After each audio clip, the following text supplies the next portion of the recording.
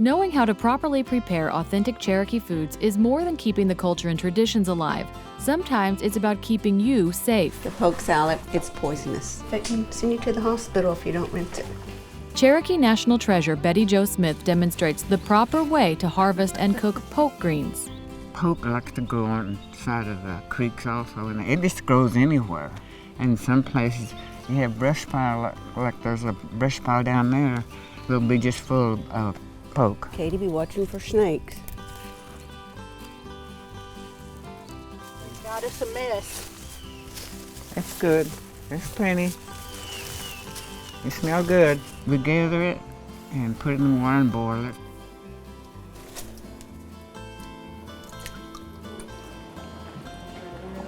Boil it, and then pour the water out, and then put some more cool water in, rinse it. If you eat it just like this, it's poisonous. That's why we have to take it out and rinse it once real good, and then we'll cook it one more time, and then we'll add the grease and the eggs.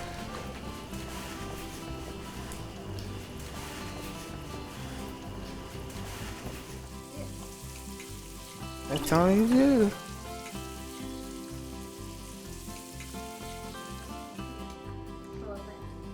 Lisa or me?